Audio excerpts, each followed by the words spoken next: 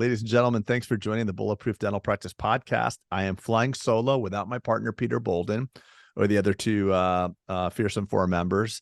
And today I have the unique and distinct privilege of having Dr. Edgar, the ADA president. And in full disclosure, I had no idea you were the president. So we just had a moment. I'm like, what's your role at the ADA? She's like, I'm the president. So nothing like being prepared. I'm still pinching myself a little bit too. So. Yeah. And then you said something interesting, which I just want to bring up right before we hit record, is like, I'm not the normal president. And if you don't mind, Linda, tell me why you said that. Well, I'm the fifth woman elected in 160 years. The last woman was 8 years ago. We've had, 5 wonderful women serve. So it's a privilege and an honor, and we're hoping we can make a lot of things happen this year. So. Oh, that's exciting. So tell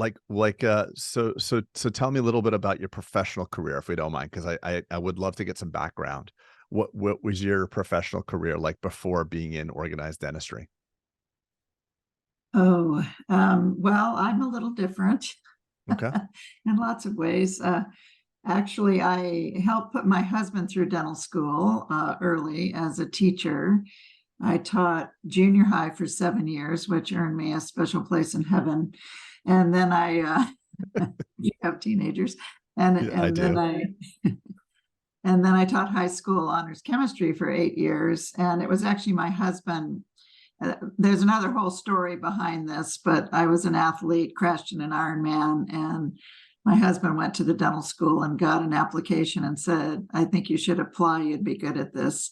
And I was going to go to medical school, another whole story behind that. So I did apply at age 36 and started dental school at age 37 with a 10-year-old. So that was tough. I will tell you, I almost quit my first year. But once I got out of dental school, I became involved in the Academy of General Dentistry, starting master track programs. And because I'd been a teacher, that was easy for me. And then I got asked to be an officer in that state organization, and then encouraged to be an officer for AGD. In the early 2000s, I was national secretary for two terms, which is 4 years, and then president for 4 years. You have a 4-year run-up term. That finished 10 years ago. And then it was my husband again who said, you should run for ADA trustee. So wow. I did. That was, 5 years ago now. And I did run. I was opposed, and it worked out. And so I was a trustee for 4 years at the ADA level, and then now was encouraged to run by actually 5 women wrote me letters and said, if not you, then who? If not now, then when? And without their encouragement, I would not have run. Well, it sounds like a true servant leader. You get called to serve, and you have to do it. It's not always up to us. Sometimes we do it for the ones that believe in us. That's cool. So a little bit about how this conversation came about. So I was a podcaster at the ADA convention back in Orlando, and I'm a 3rd-generation dentist, and my dad was always a card-carrying ADA member, and as I was for a really, really long time. And in full disclosure, as much as this may potentially disappoint you, I stopped paying my ADA dues like 2 years ago. And that's after like paying for 21 years, because and again, I don't have my ear to the ground of organized dentistry, and it was maybe out of a lack of understanding. So forgive me if I don't understand, but for me, I couldn't understand what the ADA was doing for me. And it drove me to that point. And when I saw these massive amount of people at the ADA convention, and I contemplated the fact that I'm no longer an ADA member, I said to somebody, is there somebody from the ADA that I could podcast here with at the Orlando meeting? And they said, no, there's not, but we can put you in touch with somebody. And that's how this came to be. And up until, 5 minutes ago, I thought I might be talking with the lowest possible member of the totem pole. And here I got you. So, but I have a feeling if I'm thinking this way, I wanted to give an honest evaluation of what is the ADA doing? Why was it a big mistake that I know that I dropped my membership after all these years? And what are the changes you're looking forward to doing? And I'll give you a chance to speak, but I want to put one more layer on this too. What got me upset with the ADA is I felt as though I couldn't understand what it was. I felt like dentistry was under attack from whatever it is, from corporate pressure, or I just didn't feel like the ADA was coming to my defense as an individual personal dentist. And then on top of it, and again, I could be totally wrong. So I'm be very hopeful if you completely turn me into minced meat in the next comments. But I felt like when I would talk to the ADA representatives around, they would say like, well, we can get discounts on gloves or discounts on your car insurance or whatever. And it felt like very lateral to me. So I went on the ADA website and I saw like how to get discounts on Hertz rental cars or travel. I'm like, I don't need the ADA to do that. I need the ADA to protect dentistry. And I could be very naive here. And I have a feeling I You am are. very, I know it. I know I'm walking willingly in here, Linda. I'm walking willingly in. But listen, if I feel that way, I'm sure there's, a couple other of our listeners that are either thinking, Craig, you're an absolute moron, which I probably am, or, we need to stand together and support the ADA because it's our lifeline. So I know there was a lot, and I'll be quiet now. Okay, so here I go. Here you go. You are not the only one. I'm on a lot of these Facebook groups, and I read the comments. ADA doesn't do anything for us. I'm having problems with insurance. Why doesn't ADA do something for me? So if you don't mind, I would like to give you a little bit of background about what ADA does, because our biggest challenge, and I ran on this, we need to improve three things in ADA. We need to improve connections. Our members need to know we have their backs personally. We're here for you when you have your tough times. And I'll let you know about that in a minute. Collaborations with other groups, which we are doing. And communication. What we do the worst at is letting our members know what we do. And when I was AGD secretary, I actually bulleted all the things from every board meeting that we did and sent that information out to all the members. So that gave our members an idea of all the things that we discuss, the money that we appropriate for different things that do help protect you in this profession. So let me ask you this question. Do you use materials in your practice? Are you a practicing dentist? Yes, of course. Yeah. Do you And of use course, materials Of in your course. practice, like composite? Most people don't use amalgam anymore, but do All of you them, use sundries, equipment, hand pieces, et CBCTs, cetera, radiology equipment, CBCTs? everything, Yes. all of it. Well, guess who tests all those for safety, to protect you and your patient? Guess who tests all of those things? Well, I would imagine, since I'm talking to the ADA president, the ADA. The ADA. The ADA spends about 1.2 million a year testing all the products, especially new products that you're using in your practice that your patients could be allergic to. You Yep. could create a burn. We test those products that are coming out to make sure that your patients are safe and you are safe using them. Okay, I have a question for you right there. Sure. Sorry for the interruption. Did you guys test the Lava Crown product by 3M back in the day? I don't know Okay, specifically if because we I have did that. I have a story about that. And again, I don't think it's to my knowledge, it's If no it's longer in back in the use. day, we probably need to go on to the future. Well, I'm just But saying this yeah, is another thing I talk about. I yeah, always say, and again, it might be because I'm not versed and understanding this well enough, but I say it's a travesty, or there's a hole in the fact that the product designers, the manufacturers for dental materials don't test as well as I think they should. yeah. My And my my Patterson rep, my Shine rep, my big supply house rep comes in and says, hey, wait till you try out this Targus Vectrus material, or wait till you try out this lava crown. It's the best thing ever.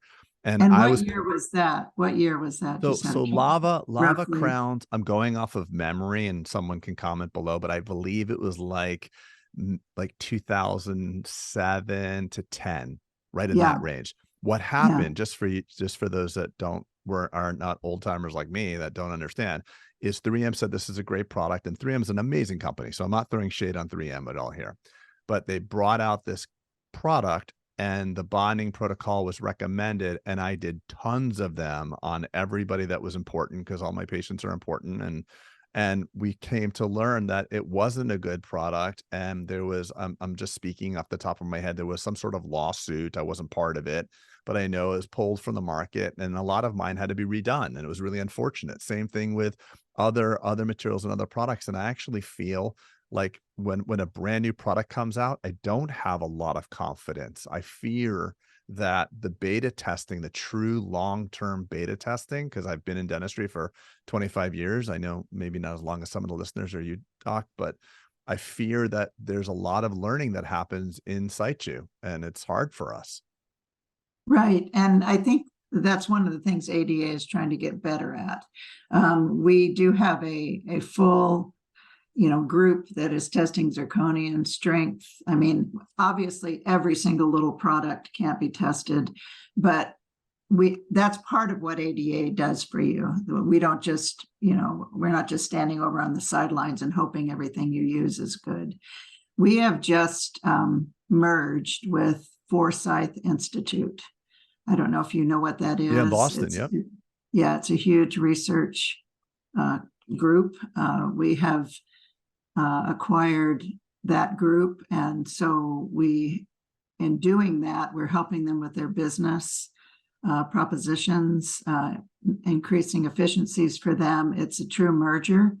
This is going to increase the research capabilities for us. I mean, just hundreds of times. It's a huge opportunity. We will be spending about the same amount of money, which is 10 million a year, to do research on everything, including AI, including robotics, including, things that we're going to see in the future. So most people don't know that ADA is involved in what you use every day. I mean, and that goes to individual dentists, it goes to corporate dentists, it goes to everybody. So that's just one thing that we do. If I can move over to the advocacy part, because Absolutely. Do you mind if I just bring up because I sure. said something, I just want to make sure that I'm factually correct here. So I just read March 27th, 2019, 3M settled the dental crown case for 33 million. It was a class action lawsuit brought over alleged defects in Lava Ultimate Dental Crown product. And that's what it was. It was filed and $32.5 million settlement for dentists who experienced at least one debonding. And that was something that after that happened, because I was a young dentist that, at the time I was really, bright-eyed and excited about the future. And there was so much hype around the product, and it took over the industry. In my experience, that was a revolutionary product. And to have that level of failure was like the first, like nick in my confidence, like who's protecting us, who's got us. And that was on the heels of another product, which will remain nameless because I don't want to go looking up that while I'm talking to you about that. But there was several times in my history where I'm like, oh my gosh, we are out here alone. No one's testing this stuff. And the 3M case that I just cited was a major thing for me. I was not part of that lawsuit. Well, it makes you look like a fool. I mean, when you do the procedures, I know I've had that. I practiced for 30 years. I did every procedure practically, including, oral surgery and the whole bit. So I really do. And I'm not saying we test everything, but I think we have bumped up the investment in helping practicing dentists be safe with their products. But if you consider, there's an actual meeting where people come from all over the world with companies where we talk about the products and, how they should be. I mean, amalgam, when it first came out, fell out of everything it did. I don't know if you knew that. That was Oh, years and years and years ago. well, it's And because of, yeah, retention. ADA is the one that actually developed the compound that worked. And so, you know, I'm honors chemistry. I've got a good chemistry background. So I know that, you know, one little change can make a difference. I'm allergic to methyl methacrylate personally, and I get burns when I have a cement used to cement a crown with methyl methacrylate. I get a burn. So those things happen, and you can be sued by your patients if you harm them. So that's a big part of what we do that most people have no clue we do, that part. Yeah. And that's just a very small part. Yeah. Right. But if you're saying $1.25 million, $1.25 million, I think was the number you said for testing. A If you year, look, yes. but if you look at this, Plus, well, that's just the meeting that where people meet and all of that. We spend 10 million a year on research for products. and Yeah. my understanding is that, like, I don't know the size of the dental product industry, but I could imagine, just based on the size of dentistry and how, you know, the tens if not $100 billion industry that we are, I just wonder if, you know, what I would love to see is, I guess, an audited report of those products that have gotten their ADA seal and how many turned out to be good or bad, or, you know, I don't know. Cause and again, I'm sorry I'm being harsh and putting in the seat here, but I think it's a valuable conversation. It's an open and No, honest conversation. I was a that's 21-year card carrier. excellent. Yeah. Yeah. I just would love to see, a better understanding of that and what it means to pass that rigorous, if that test is rigorous. And there's so many independent organizations that test things beyond the ADA. And I've actually lost a lot of faith in them too. Like getting those, I don't want to name names, but this type of seal of approval from this place and that. As a dentist, I'm like, oh, why? I got to beta test things in my own hands. And I granted each provider has a success and failure rate with every different, you know, some people like one composite versus another, but I do believe there needs to be a higher level of understanding that there's a governing body that's really watching our back, and the companies are And more we're trying powerful. to be that. We have people just like you that are beta testing all the products. I mean, Right. and giving us information. So that's one piece that ADA does. The second piece we spend a fair amount of money on is insurance issues. 4 years ago, the House of Delegates passed a resolution to put money specifically toward insurance legislation. And you probably realize it's a state issue. This isn't a federal issue, although we're trying to work with something called ERISA right now, which we're trying to look to see how we can do a federal legislation with that. We now spend about $2 million a year. And what we do is states apply for grants, basically, to help them work with legislators on state legislation. And so far, I mean, we've passed, I think it's 242 laws in the last 4 years to help you with your dental insurance issues. People say we don't do anything for insurance. Well, we gave Massachusetts 5.5 million, plus we raised another 2 million from individuals and states, so up to 7 million to pass the MLR, the medical loss ratio. That was a big deal bill, for us. Yeah, which is a huge deal. And what this is, for those of you that don't know, is insurance companies need to spend, I think it's 83% of what the patient pays back to them. And if they don't, the patient gets reimbursed. And so what this does is it actually encourages insurance companies to give you a better reimbursement. Ultimately, we're looking at that. We have 20 more states as of last year, just 1 year after we passed that have moved MLR legislation. And this has to be legislation with teeth. It can't just say, oh, report to us what you do. It has to say you give the reimbursement to the patient if you don't meet that 83% level. So I know a lot of people are really behind this. We are spending a lot of money on this, a lot of staff time, which doesn't even fit into the 2 million we're talking about. We just got through with the lobbyist conference in a week ago or so, where they discuss all of these things. They bring all the state lobbyists together and discuss what we do. We have formats that states can use. So if one state is successful, then they can help another state do the same thing and be successful. And we've passed laws on downcoding, downcoding, where if you do a pulpotomy, you can't get paid for the restoration. I mean, things that get pulled by insurance companies that just aren't fair.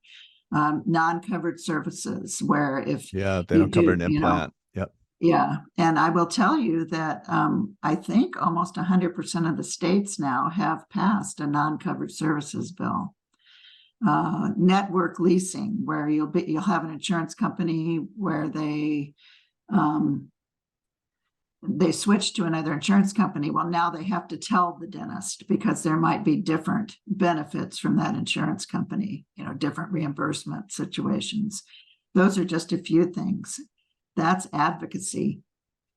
Yeah, my question, I'd love to ask a follow-up question, so I appreciate this. Sure. I guess the overarching thing I'm kind of going at is what I call is commonly called to corporate capture. And I wonder, when I look at, the future of dentistry, and I see rising costs of dental school debt, and then I see a flattening of the dentist salary. There's more money being made in dentistry. Dentistry is expanding rapidly. The net dollars spent on dentistry are moving up and to the right. The dental education costs are moving up and to the right. And what I see for average dentist salary, it's flattening. So who's getting all the money? And I know insurance companies are making a ton. I know the dental supply companies are making a ton. And I wonder, is there corporate capture? Is there insurance influence on the ADA? Is there DSO influence on the ADA? Because at the ADA convention, when people say on social media that we're getting paid by the insurance companies, well, I wouldn't suggest that, because that's overt. But are there board positions that insurance companies have in the ADA? I'm just asking. No. Nothing like that. No. The answer is no. Good. There's a lot of lies on social media. Well, listen, so, in the absence of information, in the absence of information and a really clear communication strategy, that's a conflict of interest. Yeah. Right. But people fill in the blanks. Yeah. So if it was like, I understand that. That's why I'm talking to you today. Right. And that's why I'm asking these hard questions. I didn't know how you would answer that.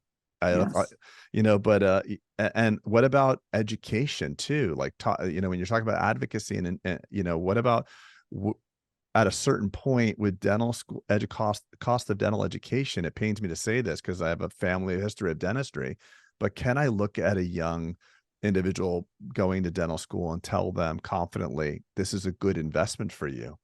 Because, how does one know if they're going to be average or not average? But if you look at the average dental salary, which to me, I think I hear like $182,000, and then the average cost of education and the compounding debt, is it a good idea to tell our young colleagues to go into our profession that we love so much? Well, we do know that, the rising cost of dental education is a huge pain point. We actually are bringing deans into our board meeting in February. We started meeting with the deans last year. Dr. Ray Comia, who's our executive director, is a former dean from Oklahoma, an amazing person who is very smart.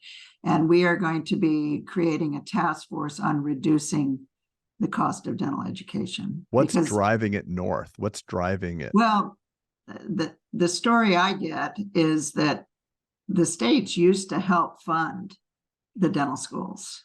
Now there's nothing, and they still have to run the dental schools. This is the information we have received. And so you still have to pay for them. That is why the tuition has gone up. I don't know whether faculty get paid more. It could be that they couldn't get faculty, so they have to. I know, and I'm from the University of Washington. That's where I graduated, very involved with the school. I know some people have been hired at double the salary that some of the existing faculty have been there. and getting, just because they can't get people to, I mean, if you're making more as a private practitioner, people would rather do that than teach. So there's all those factors that are weighing in, but there are some creative ideas, like instead of using brick and mortar labs and clinics in the dental schools, to train in FQHCs to help increase the access to the general public. There's a new school in Washington State, in Eastern Washington, that's where they're going to be doing their clinical training, is not in a brick and mortar, but in the existing FQHCs and community clinics. So you're not only helping, I mean, your dental schools help, the population as they bring people in. Yeah. But if you're paying for a brick and mortar, I mean, it's millions and millions of dollars to build something like that. And so that's, one of the ideas. We have several deans that are very interested in this topic for obvious reasons. And I like you, believe that we're at a tipping point. I mean, the tuition can't continue to go up. Or well, even if it plateaued, even if it just plateaus and never increases with inflation, it's getting to a point where it's really precarious. And loan repayment programs, I mean, they've been out there, but not as prolific as they could be. That's something we're doing at the federal level with HRSA, asking for more funding for loan repayment programs for people going into underserved areas for so many years. We've always had that kind of program, but it's sort of dwindled. That kind of thing really helps, and it gives a new dentist experience that they might not get otherwise, especially improving their speed, stuff like that. So that is a major, for my year, that is a major piece that we're going to be really concentrating on. As far as there's other ways to help your bottom line. And, people say that the DSOs are coming in and taking over. Well, that might be another topic you're going to bring up, but that is not really happening. What's happening is the many practices are coming together and forming multi-group practices so that they can get a better cost on their equipment and their products, and that really helps their bottom line. I would like to add something to that. That's what's growing. I think the reason for that is not just for scale and consolidation of cost. I think again, I went to Tufts Dental School, graduated in 1998, so I'm probably not the average listener on this podcast. That our average listener is a lot younger, but everywhere I go, I always ask the same question: how much time or education did you get during your dental school? Speaking of anything to do with running your business. And unfortunately, it's a consensus. It's always 0 hours, 0 minutes. So we wind up going into dentistry, graduated dental school. There is a narrative that's pervasive in our industry that the gold standards for you to own your own business, own your own practice. And it's no wonder that when we look holistically at dentistry, we're top of the pack in drug abuse, depression, suicide. We're not doing well holistically as a profession. I'm fortunate. I love what I've created for myself. My father was a very successful, happy dentist, fulfilled dentist. I'm sure you had a great career, but if we look at our profession, we're not doing well.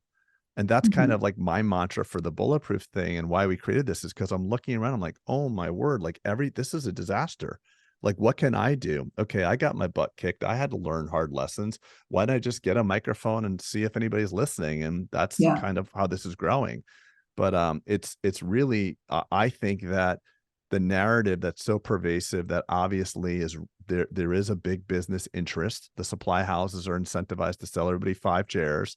The banks are all there. Oh, you're a dentist? Here's 0%. They'll loan us 110% of our money. Like, most banks will not do that because us as dentists, we don't default on our loans.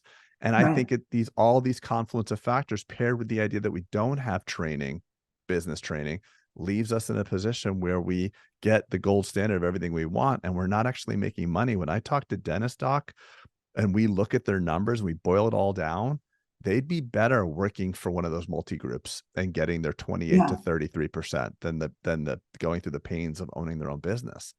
So I love dentistry like you. It's a it's a passion of mine, and I'm really worried about it. Yeah, I'm and I'm really, worried really about it worried. too. I mean, about especially now that, I mean, they're at least half women and half men. A lot of times they'll meet in dental school, get married, and you've got double the debt. I mean, that's, even a bigger problem. So one of the things we are doing is we actually have an accelerator series that talks about financial planning and, how people can be better with their money, that people can go into the dental schools and give. We have to be invited. And again, the fact that Ray has been a dean, he's going around to all the dental schools and communicating that this interest, not all deans are pro ADA for whatever reason. And so Interesting. now he's creating a better relationship with the schools. So we're building a better bridge with ASDA, which is the student organization, Yeah, I'm very and familiar with it. letting them know we're helping, we're here to help. We're going to the meetings that ASDA has. I'm going to one with about 300 student attendees later in January, I think. And we have a lot of CE about financial planning, how you can actually start a practice on your own, what loans are all about, how important it is to save at least a little bit right out of the box.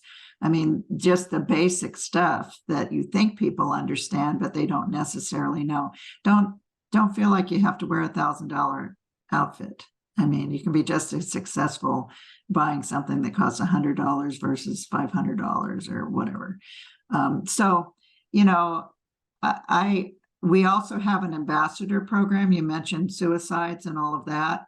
We've developed an ambassador program. Dr. Brett Kessler, who's the president-elect, is very into this. He will be continuing this. He's had his own journey where he needed help at a certain time that he'll share maybe with you at some point. But the ambassador program, we've had some suicides in our history. I was the president of AGD in 2013 when Jawan Lee killed herself because she was told, she was the president of ASDA. She was told she wasn't going to graduate. And then she was told she was, and then she was told she wasn't. And I mean, she was came from a family of high expectations, and I guess that's it. She just couldn't take it. So I don't Doc, ever want that to happen again. I think just for food for thought, again, I just have one perspective, and I'm sure there's many, but I actually think by virtue of our training, it's setting up a feeling of being alone. So my Yes. friends who are medical doctors, this is something I noticed in medicine. It is you and me as doctors work together to fight Mrs. Jones's cancer. And we tell Mrs. Jones, you have cancer, but we're going to do these things, and this is what it would be, and these are your chances of a successful outcome. I think dentists say oftentimes, you have TMJ pain, pay me this money, I will take your disease away. So we own the disease as well. Yeah. So when we fail, when we put a mouth of beautifully fitting restorations in someone's mouth, but they haven't erased their habit of eating candy corn all night, and it fails, and 3 years later, patients look at us like we did something wrong, when in actuality it's the biology and the behaviors of the patient that caused our failure. And also our failures lie in a micron. So success and failure just is a couple microns. And if your patient sneezes or just decides to cough, or you're either, it's a binary thing, you're either failure or success. And our training, at least my training, I'm a dinosaur here, but when we trained together, and my school was fantastic, prepared me so well for school, it was a very competitive environment of class rank. It wasn't co-diagnosis. It wasn't us rounding together, meeting patients. We did our thing, and then the whole way in which we were taught was very competitive. We all knew each other's rank. And again, it might be totally different now, but it was a very close, like, don't look over my shoulder, don't look at what I'm doing. And then that kind of sets us up to go practice solo, which is what most of us do. And then we don't have an outlet to communicate freely. And I think the way medical doctors, I never went to medical school, but I've seen, the TV shows, and I've been a patient in the hospital. I've seen groups of doctors come in together and round together and learn together. Yeah. and And I learn want, together. and I Yeah. wonder where that is for us in Yeah. our schooling. Well, we have, I mean, at the local level, we have study clubs, a lot of study clubs. I started a study club when I got out. I started one, I was in one for ADA, I was in one for AGD, hands-on courses. We brought our problems cases to the group. So valuable.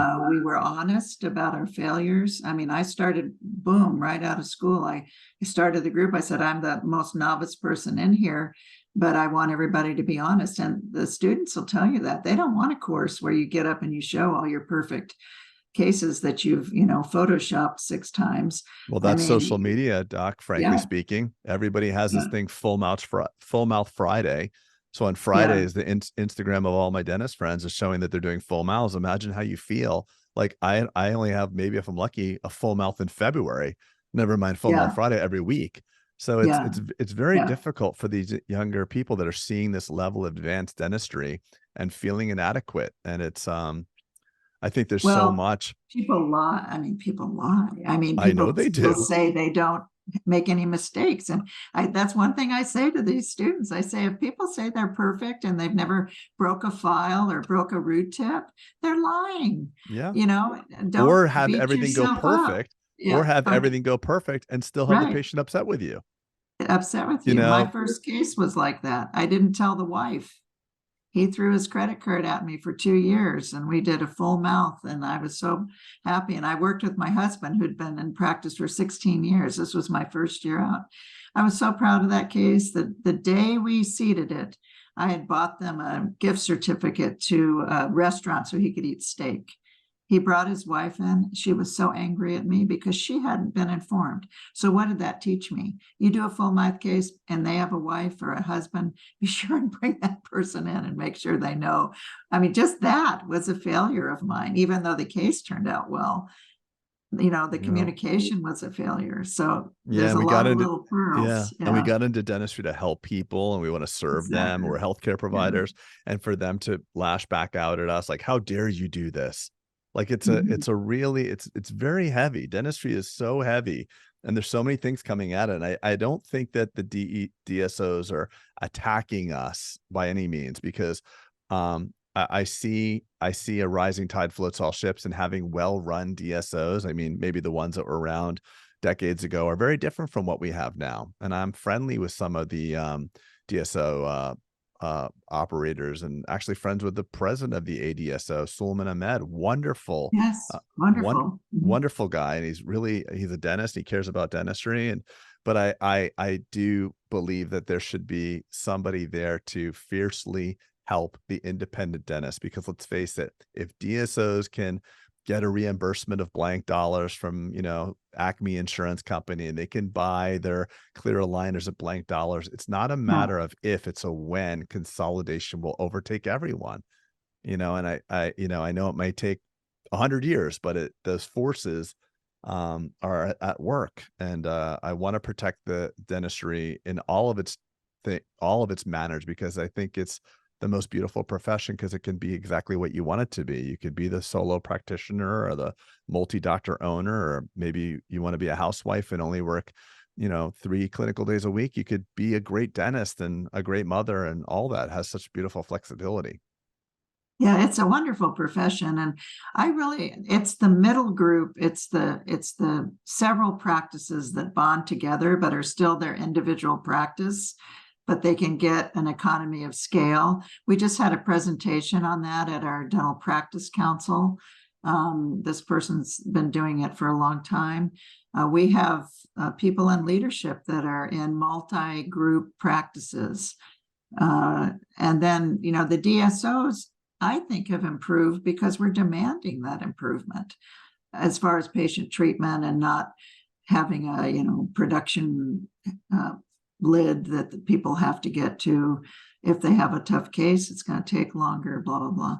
So, I, as an ADA, we help all dentists, and that we get crucified for going to the DSO meetings because they say we are selling out to the DSOs. Well, we're not selling out. We're going there to learn, to talk to the presidents, like you mentioned, and find out, how it works, because most of us are private practitioners. My husband and I, we had a 12-chair practice. We worked with 1 or 2 associates for 30 years, and we were very successful. And I don't think that's ever going to go away, because you have patients that want that one-on-one personal, I know your kids, I know you're this, you're that. I don't think that's ever going to go away. And I hope people realize that ADA is there to support all dentists, especially with insurance improvement. I mean, that is going to help every kind of dentist, not just the DSO group. So, it's a And by the way, difficult position to be in. Yeah. it is, because and I know you guys get crucified for that. And just to kind of another further point of clarity, you mentioned a contrast, and I'm sure you didn't do it intentionally, where it's like know your family and go to that local dentist. The DSOs actually provide that. So when I went to school and I got out, it was like never work for a DSO, and that was told to me. And the funny thing is I've talked to 5 separate dentists that called me in a panic, where they were working for a local private dentist. And I'm sure this is rare and not common, but I happen to get 5 calls in the last like 120 days where, hey, I'm supposed to be paid X percentage, and they just decided not to pay me at all. And I know one thing is for sure, that a DSO of any scale would not do that. They couldn't do that. You can't be that big and do that. So I am not a person that would ever say to a young dentist that's thinking about it to not work at a DSO, especially for a woman who's trying to balance everything, trying to be a good mother. And it's so difficult for the women out there. You know better than I. You stay home, you're not doing what you're supposed to do. You work too hard, your goal, you're trying to, it's a very delicate balance that the women have to have. And I think you could have a long, beautiful career at a DSO and know your patients and know their grandkids. So I look to it as, and when I look at the economics behind most of the dentists I work with, most of them, unfortunately, when you boil it all the way down, the incremental profit they have by owning their practice, especially if they're a solo operator, not like what you and your husband had, where there's other operators. As a solo operator, the incremental benefit of owning your practice is very small. So to do all that extra work on the business, at the end of the day, if it's just you are the business, that it might not be worth it. Yes. And I think, things evolve, and what, bubbles up to the top is what becomes most successful. And that's what we have to help our members and all dentists. We have to help educate them. We have several veteran leaders that have sold their practices to DSO or multi-practice groups and love it. They don't have to do the nitty-gritty anymore, and they're working back, and they're getting paid very well. The EBITDA and all of that I'm not really sure we understand.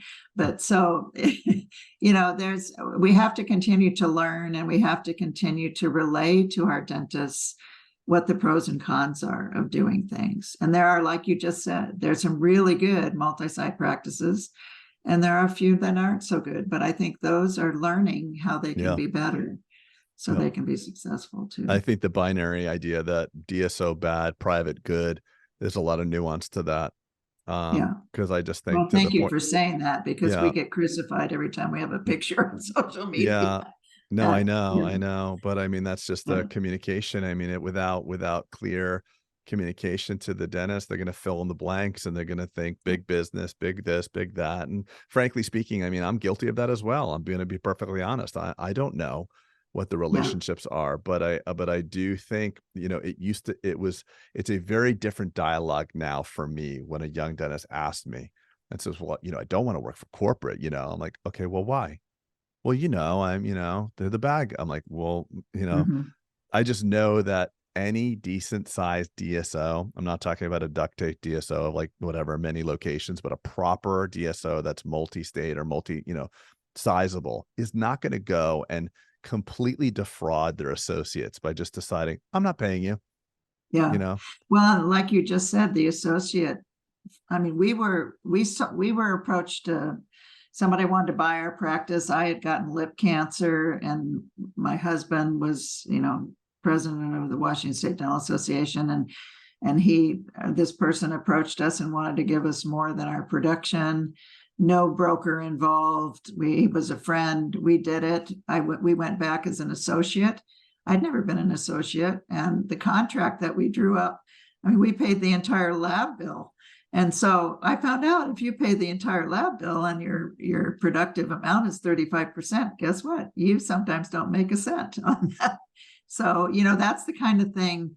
I do have a course that I gave the dental students on, the 17 questions you should ask before you sign a contract. For anyone as an associate or working for a DSO, ask these specific questions. Before you do that. And those are the kinds of things that we provide. So, what's interesting is one of those questions, and it might be on your slide deck, but it's like, find out the financial well-being of the practice you're working with. I own some commercial real estate, and when the local pizza shop wants to rent in my shopping center, even if the rent is only $800 or $1,000 a month, we get a snapshot of their finances.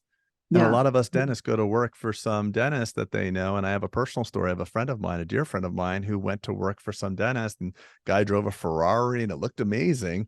Suddenly his clear aligner cases are cash on delivery because the guy hasn't paid in 60 days and completely didn't pay him for $40,000, $50,000.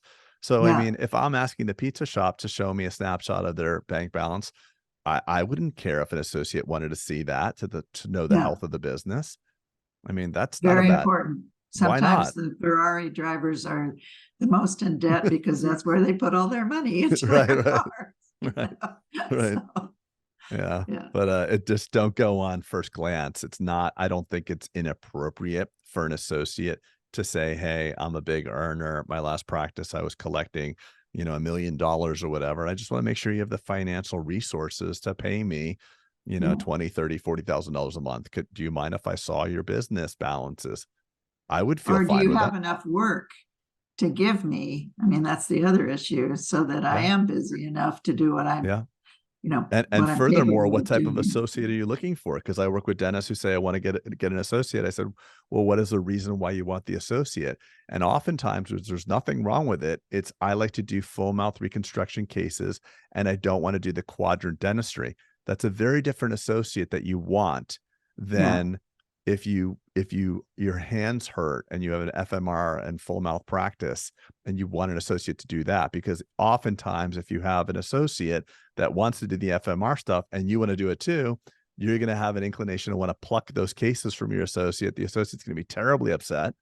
Exactly. And no one kind of details that out. Like, it's always like why I want an associate. I'm like, no, I have no idea.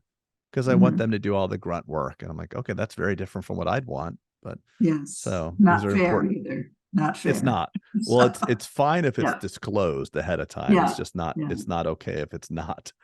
It's kind of, So I'm sorry, I cut you and we went off on a tangent. What was the last point? I know is advocacy, and then the last. I mentioned, the wellness, big, huge wellness emphasis we have now.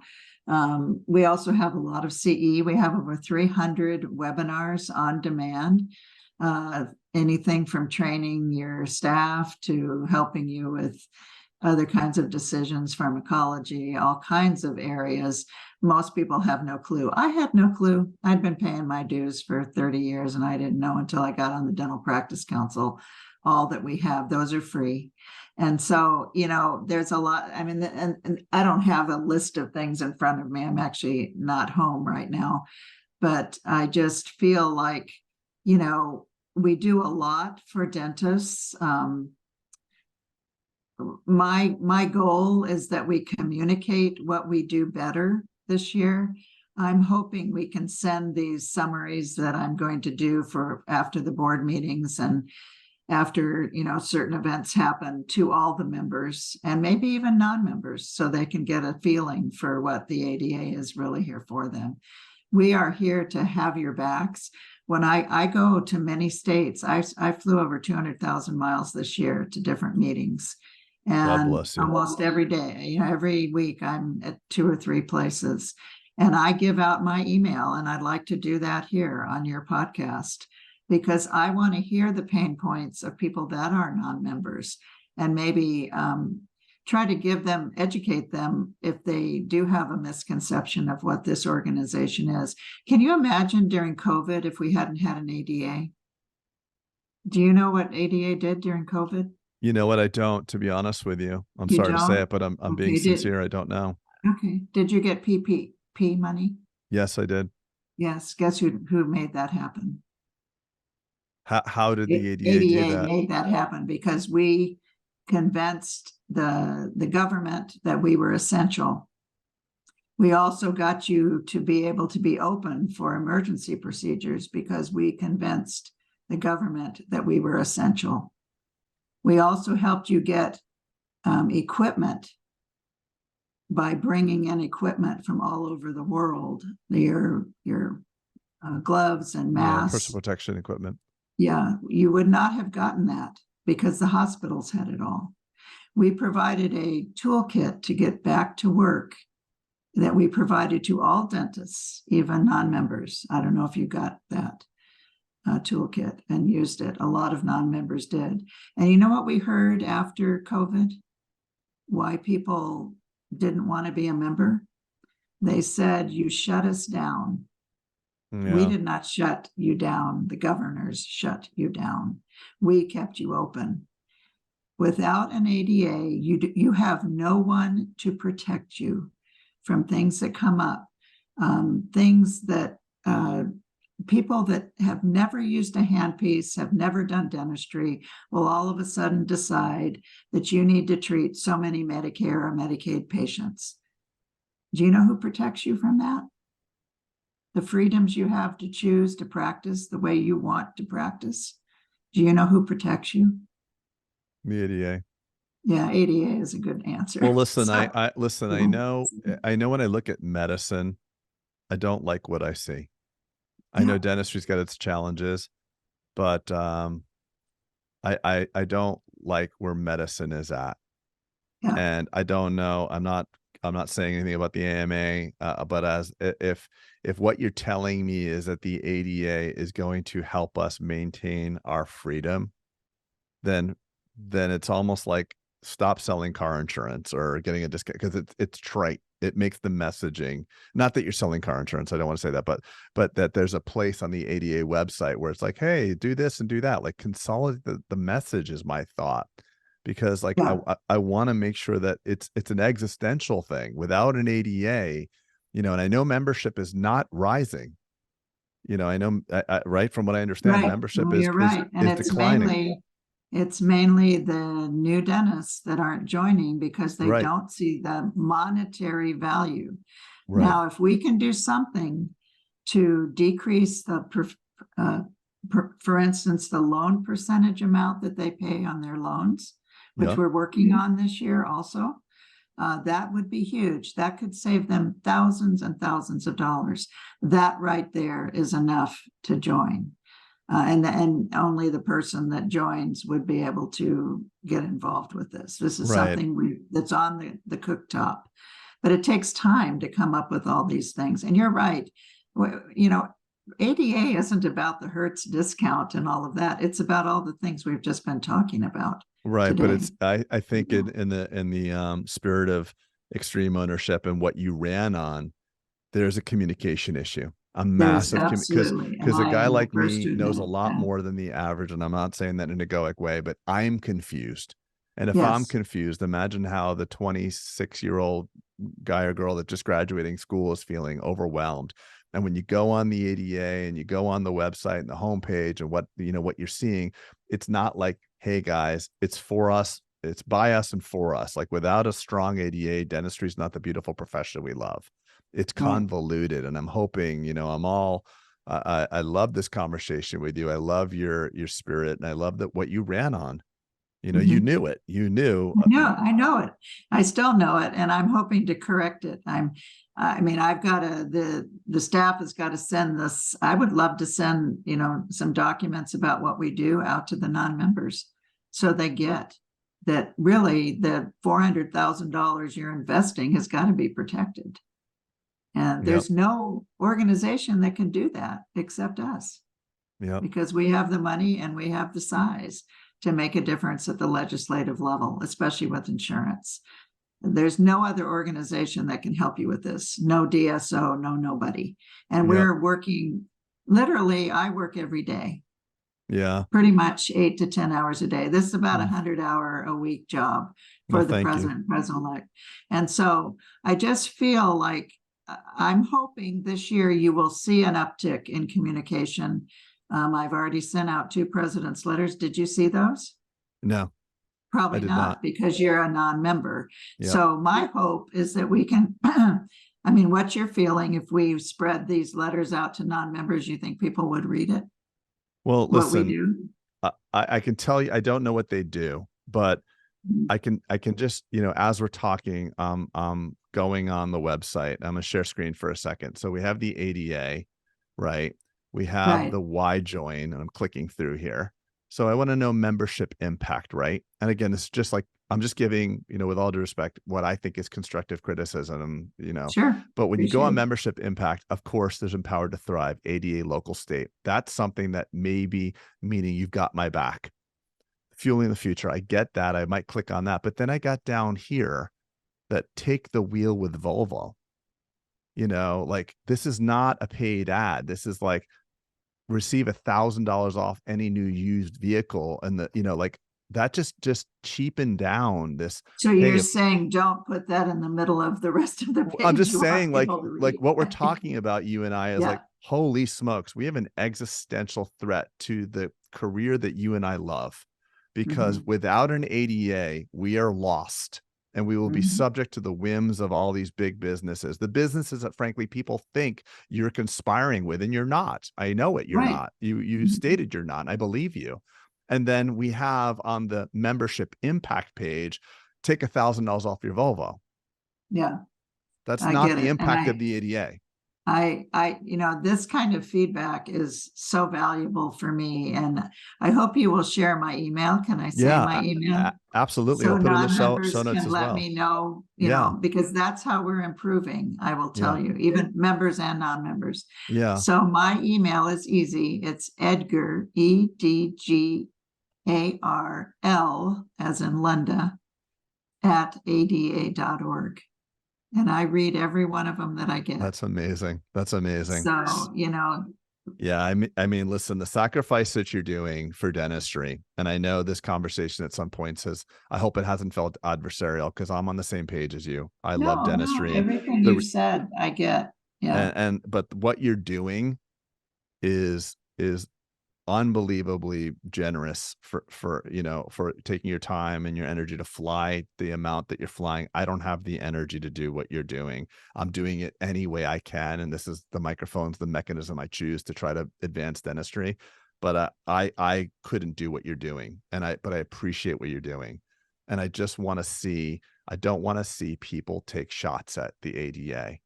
And yeah. I'm going to rejoin. I'm gonna Thank you. join. I'll join I will literally join the beginning of next week. You'll see my membership come through. um, Thank you. Appreciate yeah, it. no, because I believe in it. But again, this is an important conversation, and I think you got to get on a lot of a lot of the podcasts and talk to the younger listeners. And maybe there is a benefit to receiving $1,000 off your car, but that's not the impact. If That you doesn't. were to scroll down a little bit further, you would get the one pager with the QR code, which opens up to a lot of the things I just told you about. A lot of the Yeah. things ADA does for the members No, I know, and for I the know, dentistry. Yeah. I know. I think So, that the yeah. consolidation of that there needs to be a re-messaging. There needs to be an exercise in that. And listen, if I can help in any fashion, Yeah, you can email me that so I can show it to my communications I team. absolutely will. I will. I I will actually appreciate that. email you this episode of the podcast and tell them to fast forward to the end when I start talking Okay. about Volvo, and I'll do it. Okay. But listen, uh, Dr. Edgar, I really appreciate your time, and I really appreciate your willingness to come on. I had no idea I was going to get the president. So obviously I went right to the top, or maybe it's just your spirit of like, I'll take anything head on. And it sounds like that's the type of person Yeah, you that's are. pretty much my spirit. Yeah. And it's I've done fantastic. 45 marathons, so I'm pretty tough under this Yeah. Well, grandma body. a marathon is just a tolerance to pain. So you've had Yeah. physical pain, you can handle the mental pain of trying to talk to knuckleheads like me who are who are telling you you're in cahoots with the DSOs. But listen, I encourage our listeners to reach out. It's Edgar L at ada.org. I'll put her email in the show notes. But listen, I really appreciate what you're doing. You have my word. I'm rejoining the ADA. I had a 21-year membership. I've been on holiday for 24, 36 months, but I'll join back again as a gesture So of let me give goodwill. you one more thing, if you have a Please. second. Of So course. we're having a contest. Anyone that recruits 5 dues paying members will be put into a drawing for a trip for 2 Hawaiian cruise. So Okay, so you can here's what put I'm your going to do. name in there as number 1. Do it. Here's what I'm going to do. So anybody that joins because you're listening to this, use my name, Craig Spodak, and I don't As want the the cruise. sponsor. I will give you the cruise, Linda, for what you're doing. So I want anybody to join, use my name, use Craig Spodak as the name that inspired you to join. And we together are going to donate that cruise to you. Because you know what? You're traveling so much and you're working your tail off. You Well, you deserve the have cruise. to, it's a drawing. It's a I drawing. Every understand. I 1,000 understand. is a drawing. I understand, but this podcast carries some weight. Yeah. Use my name, and if I'm lucky enough to win, I am giving it back to you. Okay. And you're sending me pictures of you enjoying Hawaii. All right. All right, guys. Well, thanks for listening. Dr. Edgar, thank you for being here, and thanks for entertaining my whirlwind of accusatory questions and conspiracy theories. We appreciate you. Thanks, Craig. Yeah, of Hope to course. see you in person sometime. You will. Bye-bye. I'm here to help.